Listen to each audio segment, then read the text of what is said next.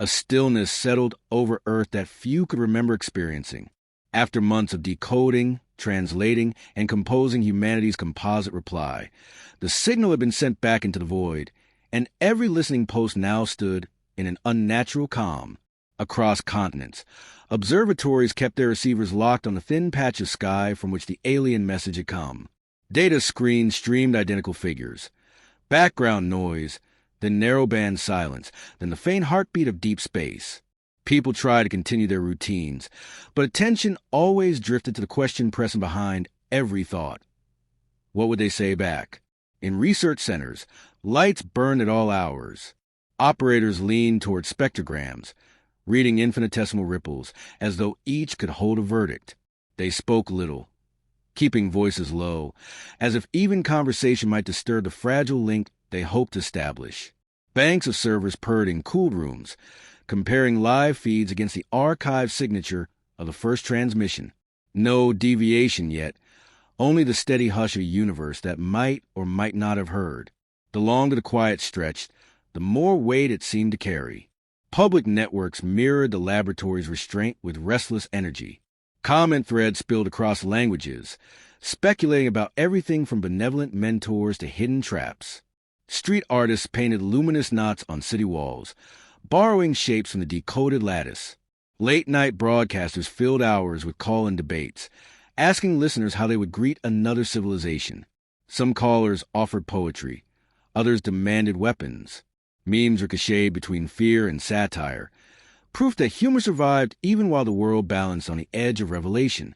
Inside control rooms, a subtler current ran among the scientists, the awareness that this weight was itself part of the dialogue. The senders had embedded tests inside their first message, rewarding patience and clarity of purpose. It was plausible that the interval now unfolding measured resolve as much as technical competence. Every impulse to rush was checked by the memory of how each layer of the original signal had demanded deliberation. If a civilization prized reflection, recklessness could close the door before it fully opened. Governments, meanwhile, prepared for possibilities that veer between triumph and disaster. Strategic councils drew up scenarios for cultural upheaval, economic shock, and technological imbalance should the aliens offer knowledge without warning. Other briefings considered the danger of rejection, an assessment that humanity was not fit to receive whatever lay beyond. Diplomatic communiques stressed unity, but private channels revealed unease about who might claim stewardship of new information. For once, secrecy and transparency wrestled on equal footing, neither gaining clear advantage. The first tremor in the cosmic silence arrived as an almost imperceptible shift in a monitoring station's baseline. At first it looked like random interference, but cross-checks showed the same rise elsewhere, separated by oceans and deserts. Analysts froze, then began layering the traces. A faint rhythm emerged, too regular to be chance. 3 soft pulses, a pause, 3 more, another pause, repeating like a measured breath. Instruments confirmed the source lined up exactly with the coordinates of the alien origin point. The verdict, whatever form it would take, was on its way. A wave of messages swept through encrypted research channels, summoning additional staff. Backup recorders were engaged, redundant power systems verified. Still no one cheered. Caution, learned from long months of parsing each clue with care, overrode celebration. The pulses might be the opening note of something vast, or only the first layer of a more complicated assessment.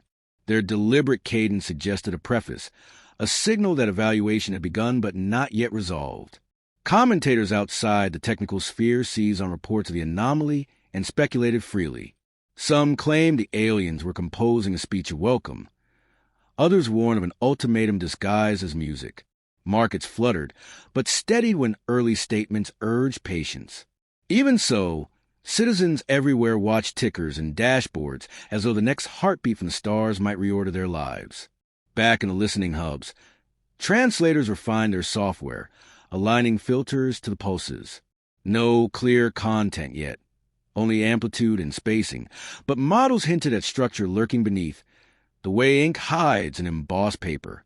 One physicist suggested the delay between segments might carry meaning, a punctuation inviting Earth to remain attentive. Another proposed the signal was calibrating, adjusting to planetary motion and atmospheric refraction, before unveiling its message. Debate remained civil. All felt the same current of restrained anticipation. Among the technical staff, personal reflections bloomed quietly. Some thought of the generations who had scanned the heavens without reply. Others pictured children yet unborn, who might inherit a world expanded beyond imagination. A few considered the fragility of everything familiar. If the answer were hostile or even indifferent, humanity's self-image could fracture overnight. Yet most sensed an opening rather than a threat, as if the universe itself leaned closer, waiting to see whether this young civilization could bear the weight of dialogue. Night fell across half the planet, while the other half woke to breaking news bulletins. Cameras remained fixed on dishes under the stars, though no faces appeared on screen. Only silhouettes and the steady blink of instrumentation. In living rooms and cafes, people leaned forward, try to read meaning in the slow dance of telemetry graphs displayed by broadcasters. The verdict was not yet spoken, but it had announced its approach, and with that announcement a threshold had been crossed. Earth was no longer merely a petitioner. It was a participant awaiting judgment. The pulses that had broken months of silence slowly changed, lengthening into phrases that hinted at layered intention. Analysts applied every filter they had refined during the first decoding campaign, searching for modulation buried beneath the steady rhythm. At last a faint structure surfaced, harmonic bands woven to the carrier wave, like threads hidden in psi-cloth. Software isolated the lines and rendered them into symbolic clusters recognizable from earlier work. The first translated words were stark in their simplicity, acknowledgement that the reply had been received, an assurance that assessment was in progress, and a promise that outcome would depend not only on skill, but on steadiness of purpose. Teams read and reread those lines, aware that meaning might rest as much in tone as in syntax. The language lacked any trace of superiority or disdain. It carried a measured calm, as though the senders valued composure as part of intelligence. That perception steadied nerves in control rooms and offices worldwide. Commentators seized on the optimism, framing the aliens as patient examiners waiting for a pupil to trust its own reasoning. Yet buried inside the waveform, a denser section resisted conversion, behaving like an encrypted annex appended to the main reply. Efforts converged on the annex. Specialists remembered how the original transmission had rewarded creativity alongside analysis, and they resolved not to limit themselves to algorithms alone. Musicians, ethicists, and mathematicians gathered in virtual workshops, sketching patterns that might resonate with the message's hybrid logic. One group modeled the annex as an evolving score, each data burst treated as a chord inviting counterpoint. Others constructed moral diagrams, mapping scenarios where empathy altered outcomes of abstract dilemmas. Bit by bit, correlations formed. As submissions combined precision with regard for consequence, the annex opened further, its elements responding as though evaluating contributors' grasp of responsibility. Public disclosure of progress remained partial, but carefully released statements nurtured solidarity. People lit beacons in city squares, recited poems through community broadcasts, and composed collaborative art installations echoing the geometry of the lattice. Even those skeptical of extraterrestrial contact found themselves absorbed by the idea of a trial whose outcome hinged on whether humanity could present knowledge wedded to conscience. Political leaders, reading the same briefings as scientists, authorized unprecedented data sharing between rival nations, reasoning that any advantage hoarded by one faction could doom all. As the annex thinned, an image took shape, an emblem resembling a spiral galaxy rendered from countless smaller orbits.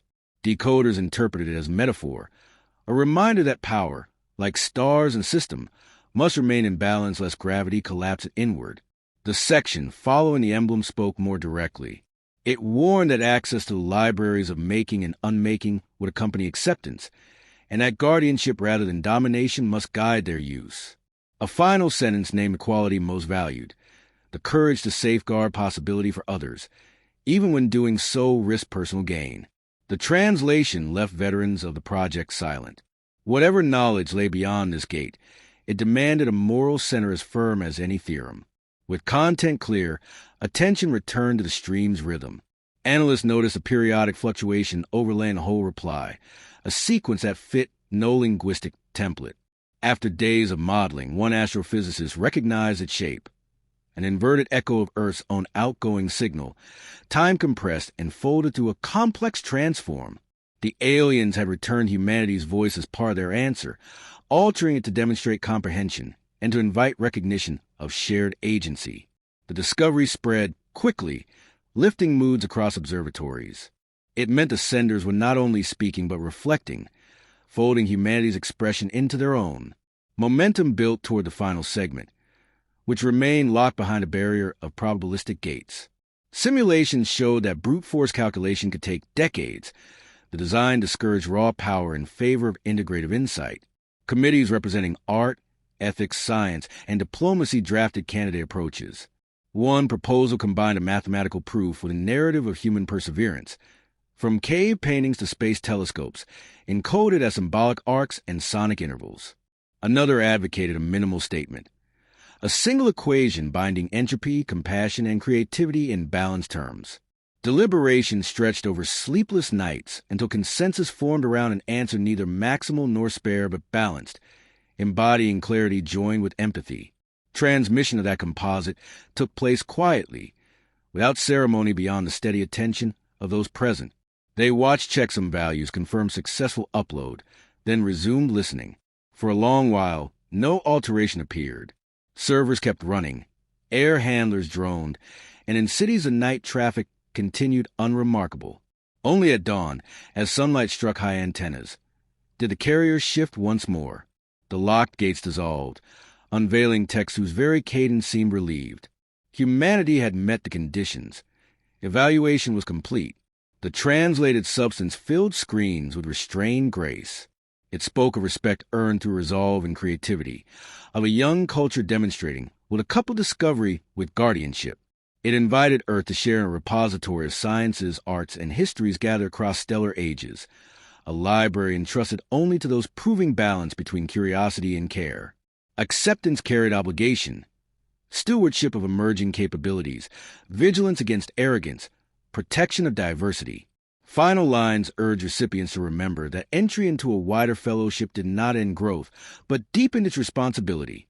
Cheers rippled through labs and quiet homes alike when summary versions reached the public. Reporters described tears on the faces of technicians whose silhouettes alone had been shown for months. Celebration sprang up, yet beneath joy ran sober awareness. The verdict did not promise rescue from every hardship or immunity to folly. It offered partnership and counsel, not control. The burden of what might follow rested squarely on human choices.